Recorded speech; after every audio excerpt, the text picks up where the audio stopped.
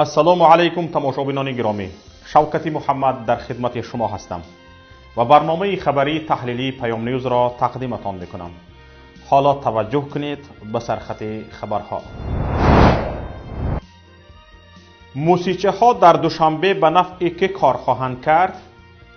در دوشنبه تمام مینیبوس های تا این زمان حرکت کننده از پایتخت رانده شده، جای آنها را مینیبوس های موسیچه که در دوشنبه بست و بند خواهند شد اشغال میکنند.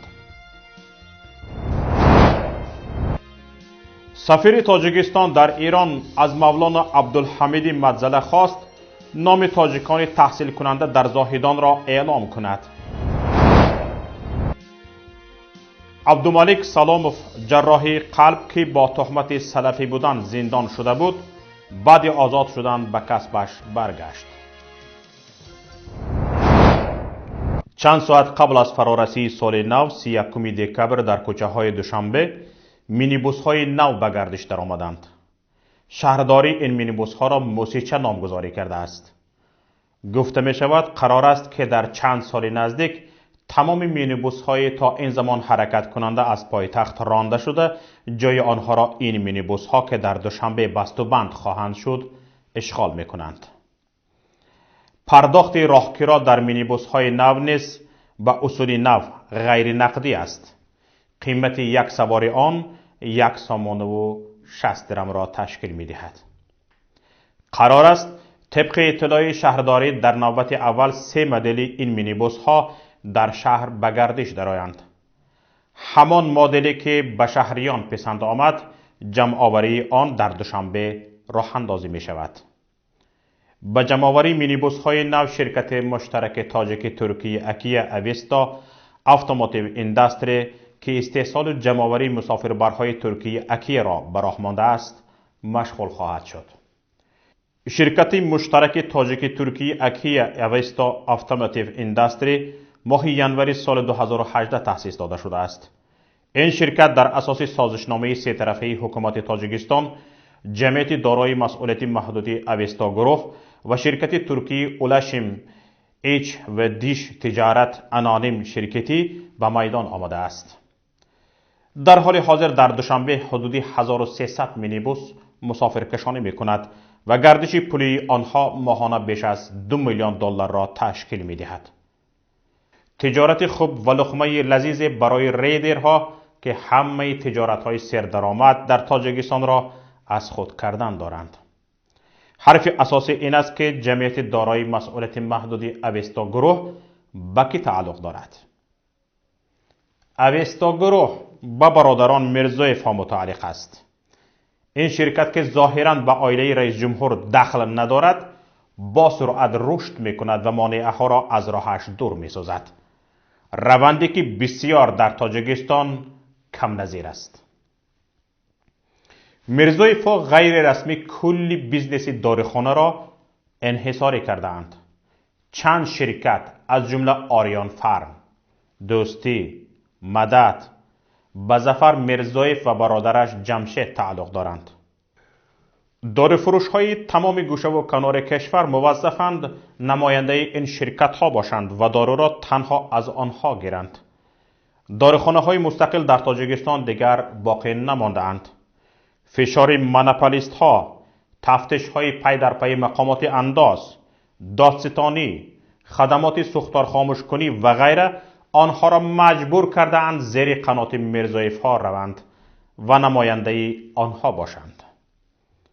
داروها را هم از انبار آریان فارم می گیرند. میرزایف ها مناسبات خوب تجاری با شرکت های داروسازی هندوستان، روسیه و آلمان را به راه مانده اند. ماه اکتبر در شبکه های تلویزیونی تاجیکستان پخش نوار تبلیغی نوشاکی های گازدار منع شده است. از جمله نوشاکی های کوکاکولا که رکلامش در تمام دنیا با رسانه ها درآمد خوب می‌آورد. این تصمیم بدون آگاهی و یک باره گرفته شد و کسی اطلاع نداد که سببش چیست و فرمان از کجا رسیده است. منبع پیام اطلاع داده بود که فرمان از رستم امامعلی رسیده و به فعالیت کارخانه استحصالی نوشاکی های تشنشکن سیام وابسته است. سیوم باشد در نوبت خود به اوستا گروه تعلق دارد. در حالی که در تاجیکستان تنها اعضای خانواده رئیس جمهور حق مونوپولی را دارند، از کجا میرزایف ها این حق را پیدا کرده اند و با سرعت پیش می روند؟ در اصل اوستا گروه و تمام بیزنس آنها تنها 30% به خودشان تعلق دارد. 70% دیگر از آن کی است؟ 70% آن مال رستم امامعلی است. در همه پیشروی های بیزنس میرزایف ها دست شهردار دوشنبه دیده می شود.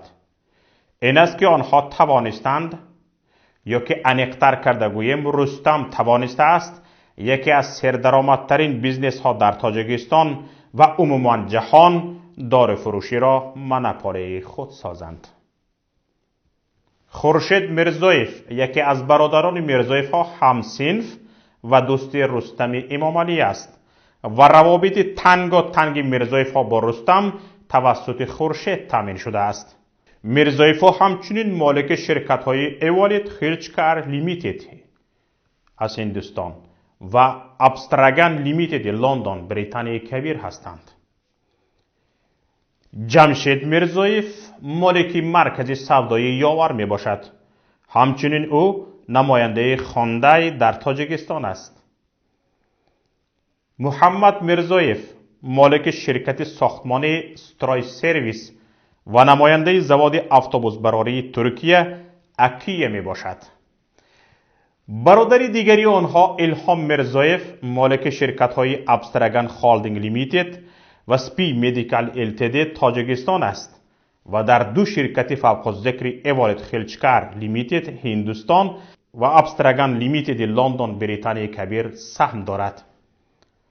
همینطور باید دانسته مانید که برابر وارد دلخواه داروخانه در دلخواه کنج کنار جمهوری شدن یا اینکه در پایتخت سوار مینیبوس های نو شدن، سهم خود را در فربه کردن کیسه رستم امامعلی خواهد گذاشت.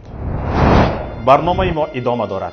حالا برایتان چند خبر و رویدادها از رسانه های دیگر را همکارم صفیه واحدова گزارش می دهد.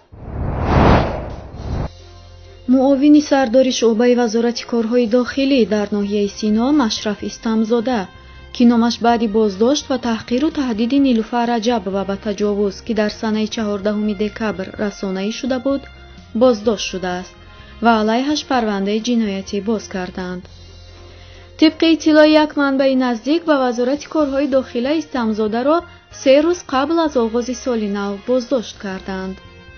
اما پیام تا حال نتوانست تصدیق این خبر را از منابع دیگر دسترس کند.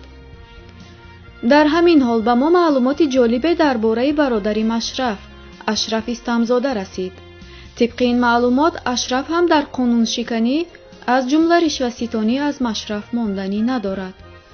اشرف استمزاده زمان رئیس بخش محیط زیست ناحیه پنجکند و 2 نوبت وکیل شهری هم بوده است.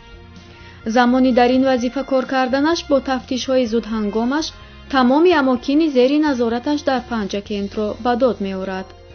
ولی کاردش کمی دیرتر بالای روغن قرار می‌گیرد زمانی که رئیس خواجگی جنگل این ناحیه تعیین می‌گردد. اشرف استمزاده نه تنها از فروش درخت‌ها و زمین‌های خواجگی درآمد می‌گیرد، منتظم‌ترین درآمدی او از جای دیگر است. همه شرکت‌های موبیلی برای آنتن‌های وصل کردهشان در ناحیه پنجکند به اشرف انداز می‌سپارند. عجابت کار در اینجاست که بیشتری زمین‌هایی که در آن آنتنا نصب کرده می‌شوند، تنها بعد نصب آنتنا ناگهان به اشرف استمزاده تعلق می‌گیرد. طبق اطلاع منبع اشرف استمزاده 3 زن دارد و این را از کسی پنهان هم نمی‌دارد. عبدالملک سلامов جراح مشهور قلب در خوجند که سال 2017 با گناه پیروی از جریان سلفیه به 5.5 سال حبس محکوم گردیده، ماه نوامبر سال گذشته بر اساس قانون عفو از زندان آزاد شد، دوباره در مرکز جراحی دل و شریان ولایت سوخت به کار شروع کرده است. سر از 15 دکبر سال 2019 دوباره به حیث پزشک بیمارستان بیماری قلبی ولایت سوخت مشغول کار بوده است. در این باره خود عبدالملک سلاموف به رادیوی آزادی خبر داده گفته است: در حکم دادگاه درباره فعالیت نکردن من به عنوان دکتر هیچ اشاره نشده بود و به این دلیل هیچ مشکل در قبولم به جای کاری پیشینه وجود نداشت. حالا مثل پیشینه مشغول معالجه بیماران هستم. سلاموف 43 ساله سال 1999 دانشگاه طبی تاجیکستان را ختم کرده طول چند سال در مرکزهای طبی روسیه کسب آموزی کرده است. سابقه کاری او در مرکز جراحی دیل و شریان باکولف و گوسپیتال ویشنیوفسکی مسکو به حیث جراحی قلب 7 سال را در بر گرفت. عبدالملک سلاموف سال 2015 به وطن برگشته در مرکز نوتأسیس جراحی دیل و شریان در خوجند به کار آغاز کرده بود. شب 31 دکبر در نتیجه زنازانی و تیرپرانی بین کارمندان مقامات حفظ حقوق تاجیکستان در یکی از طرفخانه‌های شهر خاروق مرکز ولایت مختار کوهستان بدخشان دستی کم یک افسر زخمی شده است. در این باره سامانه اخبار با تکیه به منابعش خبر می‌دهد. طبق منبع خبر عادلجانی روشن کارمندان مقامات حفظ حقوق را که از سرش جراحت برداشته است ابتدا در بیمارستان ولایتی بستری کرده سپس به مرکز طبی آقاخان انتقال دادند و روز 1 ینور از اینجا به پایتخت بردند. مقامات رسمی تاکنون درباره حادثه شب سال نو در خاروق خبری یا شرحی ندادند.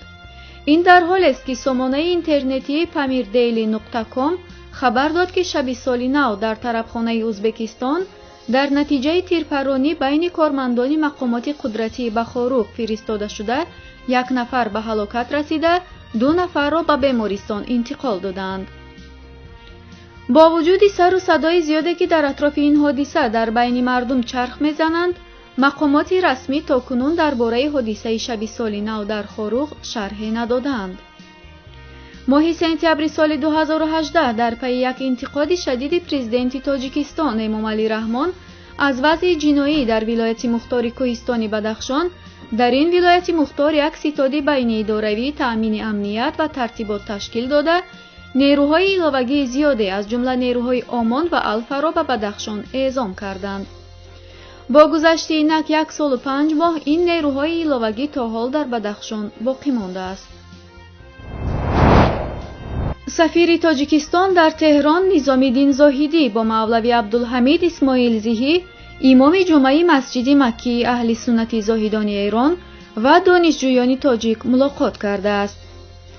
نظامیدین زاهدی به خبرگزاری ایرنا گفته است: تاجیکستان نیت دارد زمینه قانونی حضور شهروندانش را در کشورهای دیگر که در حال تحصیل هستند فراهم کند. دانشجویان باید به سفارت کشور مراجعت کنند تا حضور قانونی آنها فراهم کرده شود یا برای ادامه تحصیل به وطن خود برگردند. اگر حضور شهروندان تاجیکستان قانونی شود برای ما و هم برای کشور میزبان به ضرر خواهد بود. بنا به منبع خبر سفیر تاجیکستان در تهران از مولوی عبدالحمید خواسته است نام شهروندان کشور را که در حوزه علمی زاهدان مشغول تحصیل هستند اعلام کند. ضمن ملاقات مولوی عبدالحمید گفته است: هیچگاه اجازه ندادند که افراطگرایی در بین مردم نفوذ پیدا کند. در حوزه های علمی اهل سنت زاهدان 20 شهروند تاجیکستان مشغول تحصیل علوم قرآنی هستند. به جریان های افراطی که در عراق و سوریه فعالیت می‌کردند حتی 1 نفر هم از دانش آموختگان حوزه علمی دارالعلوم زاهدان نپیوسته است. آنچه که برای ما حیاتی و مهمه وحدت ملت تاجیک و وحدت همه مسلمانان است. ما معتقدیم که با سیاست رو که اسلام داره و دید وسیعی که دین اسلام داره مسلمان همون دیده پیدا بکنن. تنگ نظری و افراطگرایی و تندروی سودی نداره. اما این در حال است که مقامات تاجیکستان درباره این ملاقات خبر ندادند. اینجا به نهایت برنامه امروزه رسیدیم. خواهشمندیم با لطف و مرحمت پخش تگمه لایک و زنگوله را فراموش نکنید لطفاً به شبکه یوتیوبی ما آبونه شوید. بودن شما در آستان مجازی ما الهام ما را افزون میکند. گفتنی های مهمی را که دیگران از گفتنش خاموشی را اولا میدانند از ما خواهید شنید. مرحبا به شبکه یوتیوبی پیام تیوی. موفق و سربلند باشید. با امید دیدار در روز دیگر. السلام علیکم و رحمت الله.